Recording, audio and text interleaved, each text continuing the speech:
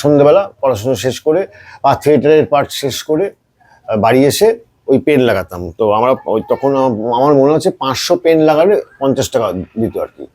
তো বস্তা একখানা বস্তায় ধরো 5000 6000 পেন থাকতো, ওগুলো মাথায় করে নিয়ে আসতাম, দিয়ে বাড়িতে সেটার সঙ্গে আমার বোনও হাত লাগাতো কিছু কিছু সময়, আমার মাও হাত লাগাতো কিছু কিছু সময়, ওই বস্তা গ্রিস দিয়ে পেন করতাম। তোমার তাহলে এই যে ছোটবেলাটা কাটলো একটা ক্রাইসিসের মধ্যে দিয়ে,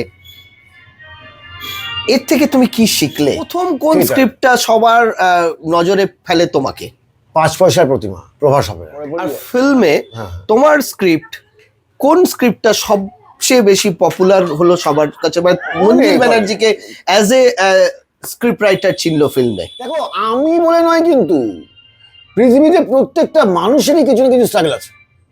আমার মনে হয় তোমারও কিছু স্ট্রাগল আছে। বাবা মানতে চাননি, বাবা বারণই করেছিলেন, কিন্তু পরবর্তী ক্ষেত্রে বাবা লুকিয়ে লুকিয়ে আমার যাত্রা, আমার সিনেমা দেখতেন। হ্যাঁ, লুকিয়ে লুকিয়ে যেত, আমাকে বলতো, মাকে বলতো।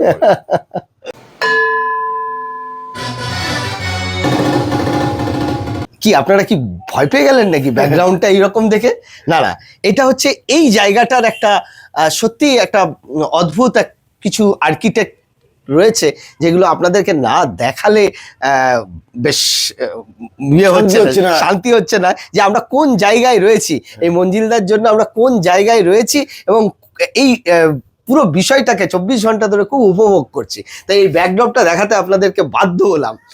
আমার ব্যক্তি মঞ্জিল ব্যানার্জিকে একটা প্রশ্ন, যে খুব অভাব অনটনের মধ্যে দিয়ে তোমার ছোটবেলা কেটেছে, এটা আমরা শুনেছি, কিভাবে কেটেছে? আসলে কিছুই নয়, রাজনৈতিক পালাবদলের জন্য আমার বাবার চাকরি চলে যায়, বাবা একদম বসে যায় বাড়িতে, ফ্রাস্ট্রেশন চলে আসে, যেরকম হয়। তখন আমার বাড়িতে বাবা, মা, আমার ছোট বোন আর আমি। তো আমাকে তখন গ্রুপ থিয়েটার করি, তখন তো ইয়ে করি না, মানে পেশাদার অভিনেতা, মানে তখন যাত্রাতেও আসো? না না না না না, আচ্ছা, তখন শুধুমাত্র ওই গ্রুপ থিয়েটারে ছোট ছোট পাঠ করি, পয়সা দিয়ে পাঠ করতে হয়, বেসিক্যালি চাঁদা দিয়ে পাঠ করতে হয়, টিকিট সেল করে পাঠ করতে হয়। তো তখন থেকেই আমাকে ঠিক করতে হয় যে আমার নিজের পড়াশুনো, আমার বোনের পড়াশুনো, টোটালটি আমার ওপর এসে পড়ে, এবং আমাকে ঠিক করতে হয় যে আমাকে টাকা রোজগার করতে হবে। তো আমি সকালবেলা বেরিয়ে যেতাম, ওই এখন নেই, এখন তো ফ্ল্যাট কালচার চলে এসেছে, এখন আর ডোর টু ডোর সেল বা সেলস গার্ল, সেলস বয় পাওয়া যায় না। আমাদের ছোটবেলাতে ওই বাড়ি বাড়ি সেলস বয় বা সেলস গার্ল যেত বিভিন্ন। তুমি অ্যাজ এ সেলস বয় কাজ করেছো? হ্যাঁ, ওই পাঁপড়, জ্যাম, জেলি, সস, কাসুন্দি আমি বাড়ি বাড়ি বিক্রি করতাম। ওই সকাল মোটামুটি 6টা 6:30 থেকে 7:30 8টা পর্যন্ত বিক্রি করতাম। আচ্ছা, দিয়ে বাড়ি আসতাম, বাড়ি স্নান করে আমি স্কুলে যেতাম, ওই সোর্সের যে টাকাটা আসতো সেটা দিয়ে আমার সংসার চলতো। তারপর ধরো আমার বাড়ির পাশে একটা পেন কারখানা ছিল, বল পেন, তখন থেকে বল পেনের দুটো অংশ হয়, তো মানে প্যাঁচ লাগানো থাকে, তো মধ্যখানটা গ্রিস দিয়ে প্যাঁচটা লাগাতে হয়। তো ওই বল পেন কারখানা থেকে আমরা বস্তা বস্তা পেন নিয়ে আসতাম, সন্ধ্যেবেলা পড়াশুনো শেষ করে বা থিয়েটারের পার্ট শেষ করে বাড়ি এসে ওই পেন লাগাতাম। তো আমরা ওই তখন আমার মনে হচ্ছে 500 পেন লাগালে 50 টাকা দিত আর কি। তো বস্তা একখানা বস্তায় ধরো 5000 6000 পেন থাকতো, ওগুলো মাথায় করে নিয়ে আসতাম, দিয়ে বাড়িতে সেটার সঙ্গে আমার বোনও হাত লাগাতো কিছু কিছু সময়, আমার মাও হাত লাগাতো কিছু কিছু সময়, ওই বস্তা গ্রিস দিয়ে পেন করতাম। তো করেছি, আর এর সঙ্গে সঙ্গে পড়াশোনাটা চালিয়ে, এর সঙ্গে পড়াশোনাও চালিয়েছি, বোনের পড়াশোনাও চালিয়েছি, এবং থিয়েটার থেকে কোনো ছাড়িনি। এবং বাড়ির সবাই বলেছিল চাকরি করতে, একটা স্থায়ী ইনকামের বন্দোবস্ত করতে, কিন্তু আমি দেখলাম যে আমি একবার যদি চাকরি করতে ঢুকি না, তাহলে আমি আমার এই অভিনয়ের সত্তাটাকে টিকিয়ে রাখতে পারবো না। তখনই ভেবে নিয়েছিলাম যে আমাকে অভিনয়টাই করতে হবে এবং এখান থেকেই টাকা রোজগার করতে হবে। এবং আমার আজকে যা, আমি যদি সকালবেলা আজকে যে কফিটা খেয়েছি বা আমি যে জামা কাপড়টা পরি, টোটালটাই আমাকে অভিনয় জগৎ দিয়েছে। আমি অভিনয় করেছি, আমি অভিনয়ের বাইরে আর কিছু করিনি, করতে পারবো। আর এই স্ট্রাগলটা চলেছিল অনেক দিন ধরে, বেশ কয়েক বছর ধরে চলেছিল। তারপর স্কটিশে পড়ার সময় তুমি কি নাট্যচর্চা করতে, না তখন তুমি যাত্রার না না না না লিখছো? অনেক পরে যাত্রা নাট্যচর্চা করতাম। আচ্ছা, আমি যাত্রায় এসেছি তো অনেক পরে, মানে যাত্রায় আসার আগে আমি তো ফাংশন করতাম। প্রথম কোন ঠিক আছে। স্ক্রিপ্টটা সবার নজরে ফেলে তোমাকে? 5 পয়সার প্রতিমা, প্রভাস অপেরা। আচ্ছা, এটা মানে কোন সাল আমার এখন মনে নেই, মোস্ট প্রবাবলি 2000-এর পরে পরই হবে আর কি, পরে পরে। আর ফিল্মে হ্যাঁ। তোমার কোন স্ক্রিপ্টটা সবচেয়ে বেশি পপুলার হলো সবার কাছে, মানে মঞ্জিল ব্যানার্জিকে অ্যাজ এ স্ক্রিপ্ট রাইটার চিনলো ফিল্মে? না, সেটা দেখো প্রথম স্ক্রিপ্টটাকে কেউই চিনতে পারে না। যদি বলো চেনার প্রসঙ্গটা আসে তাহলে বলবো দাদু নাম্বার 1।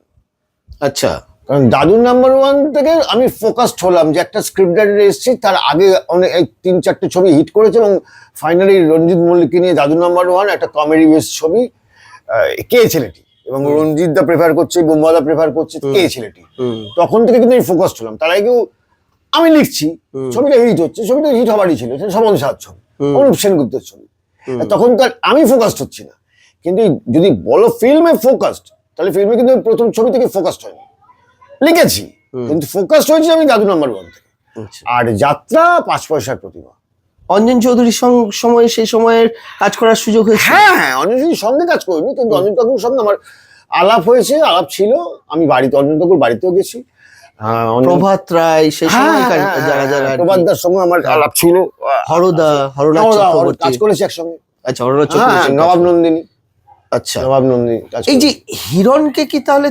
হ্যাঁ, প্রথম ছবি, হিরণের প্রথম ছবি, আচ্ছা। এবং হিরণের নামটাও আমাদের দেওয়া। তাই? হ্যাঁ। আচ্ছা, হিরণ আর নবাব নন্দিনী ছবি যখন আমরা প্ল্যানিং করছি তখন নতুন হিরো খোঁজা হচ্ছে। আচ্ছা, তো আমাদের এক বন্ধু আছে কাজল, কাজল হচ্ছে ওই হিরণের মামা। তখন হিরণ মুম্বাই একটা সার্ভিস করে, প্রাইভেট ফার্মে সার্ভিস করে। তো ওরকম শখ আর কি যে আমি অভিনয় করব। তো হিরণকে নিয়ে আসা হয় এবং তাকে গ্রুম করা হয়। মানে তখন কি একটা চ্যালেঞ্জ ছিল যেটা নতুন কাউকে নামাতে হবে? হ্যাঁ, তখন নতুন নতুন মানে কাউকে, দেবের একটা সাবস্টিটিউট আনতে হবে, বা না নতুন। না না না, সেরকম কোনো ব্যাপার নয়। আমরা একটা নতুন কাউকে খুঁজছিলাম। ওই কম্পিটিশন করে তো অভিনয় অভিনেত্রী তৈরি হবে না।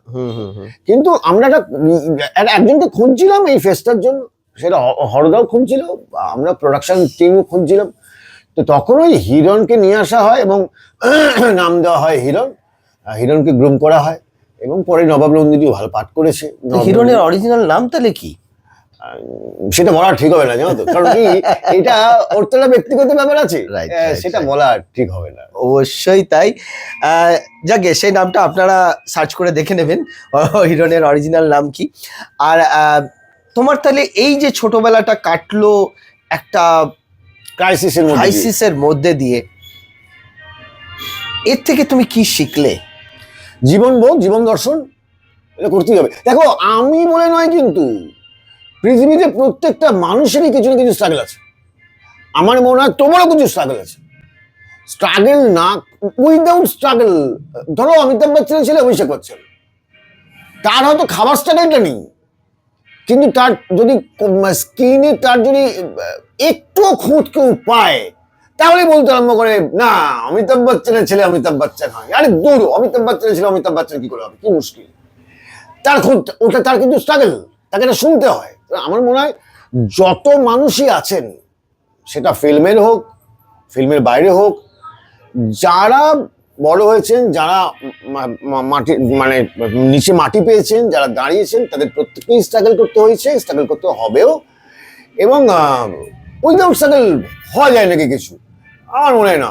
এবং স্ট্রাগল তোমাকে অনেক শিক্ষা দেবে। কবির আমাদের শিক্ষা দেয়নি বলো তো? অবশ্যই কবির আমাদের কত কিছু শিক্ষা দিয়েছে।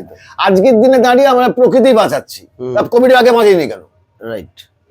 আর এই যে একটা তোমার ফ্যামিলি, তোমার এই নাট্য জগতে আসা বা এই অভিনয় জগতে আসাটা কি মেনে নিয়েছিল? বাবা মা খুব মেনে নিয়েছিল, মা মেনে নিয়েছিল, বড় মামা মেনে নিয়েছিল। আচ্ছা, বাবা প্রথম দিকে মানতে চাইনি, কারণ বাবা যেহেতু একটা সময় থিয়েটারে অভিনয় করতেন, তো তা বাবা বলেছিলেন এটা অস্থায়ী, এটা স্থায়ী হতে পারে না। যদি বাই চান্স আমি সাকসেস না হই, তাহলে মাঝপথে আমাকে থেমে যেতে হবে, ফ্রাস্ট্রেশন চলে আসবে বিভিন্ন কারণে।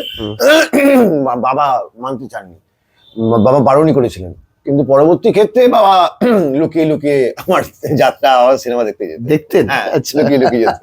আমাকে বলতো আর মাকে বলতো। বড্ড আড্ডাটা জমে উঠেছে, আপনাদেরকে দেখাবো এর পরের এপিসোডে। এটাকে ভেঙে ভেঙে দেখাতে হচ্ছে, কিছু করার নেই। বড্ড একটা 24 ঘন্টা হ্যাঁ। দাদার সঙ্গে কাটাচ্ছি তো, আর প্রতিটি মুহূর্তে দাদার কর্মকাণ্ডগুলো আপনাদের সামনে তুলে ধরার চেষ্টা করছি বলে আমাদেরকে একটু ভেঙে দেখাতে হচ্ছে। তাই পরের পর্বে কিন্তু অবশ্যই আপনারা দেখতে পাবেন আরো অনেক আড্ডা, অনেক মজা। তো সেগুলো অবশ্যই উপভোগ করুন আর সঙ্গে রাখুন বেঙ্গল স্কুপকে। আমরা আগামী দিনে মঞ্জিলদা কেন আরো অনেক যাত্রা শিল্প এবং অন্যান্য শিল্পীদের সঙ্গেও আপনাদের আলাপ করাবো। সঙ্গে রাখুন আর অবশ্যই আমাদের চ্যানেলটিকে সাবস্ক্রাইব করতে ভুলবেন না। এই মুহূর্তে ব্রেকফাস্টটা কি করে নেবে? রাইট, সামলাতে পারছি না লোভ। হ্যাঁ, চা খাওয়া দাওয়া না অসম্ভব সুন্দর, মানে একদম সেই গ্রামের ঘরোয়া খাবার দাবার। কালকের যে ঝিঙে চিংড়িটা খেয়েছি না, মুখে লেগে আছে। তারপরে তো রয়েছে দই কাতলা থেকে শুরু করে নানান স্বাদের নানান ধরনের খাবার। ব্রেকফাস্টটা চলো সেরে ফেলি। চলো চলো চলো। আমাদের ভিডিও ভালো লাগলে লাইক এবং শেয়ার করুন। কমেন্ট সেকশনে গিয়ে জানান আপনাদের মতামত। কোথায় থেকে দেখছেন সেটাও আমাদের জানাবেন, তাহলে আমরা বুঝতে পারবো কত দূর আমরা পৌঁছতে পারলাম।